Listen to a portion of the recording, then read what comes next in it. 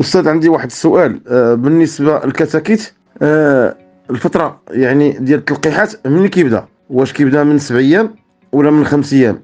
واش هاد التلقيحات هادو واش إجباري ضروري يتلقح الفلوس ولا ماشي مشكل تيكبر إذا عنده شهرين ولا 3 شهور عاد نلقحو ندير له لي فاكسان ديالو؟ وشكرا. السلام عليكم اخ بن حمام. بالنسبه للتلقيحات فهما انطلاقا من اليوم الاول ممكن تبدا، ممكن من اليوم الاول ندير التلقيحات عن طريق الرش ديال برونشيت ديال نيوكاسل وندير ديال غومبورو. انطلاقا هادو من اليوم الاول ممكن نقوم بهاد التلقيحات. اليوم الاول نهار 3 ايام 5 ايام 7 ايام على حسب برنامج التلقيحات اللي مستوي الطبيب البيطري يعني في المنطقه.